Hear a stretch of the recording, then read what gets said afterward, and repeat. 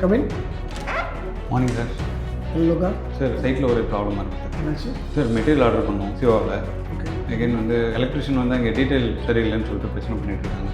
Third one வந்து team வரல. Copper team plan for 10 members. But வந்து 2 டீம் தான் வந்திருக்காங்க. இது இல்லாமல் கிளைண்ட் ரிவ்யூ பண்ணிட்டுருக்காங்க. மெட்டீரியல் எப்போ ஆர்டர் பண்ணிருந்தீங்க? நேற்று நைட் ஆர்டர் பண்ணியிருக்கோம். நேற்று நீங்கள் மெட்டீரியல் ஆர்டர் பண்ணி இன்றைக்கி காலைல வரலன்றது ஒரு கம்ப்ளைண்ட்டாக கொண்டு வந்துருக்கீங்க. இல்லை சார், அது இதுதான் ஒரு டீட்டெயில் ஃபைனல் ஆச்சு.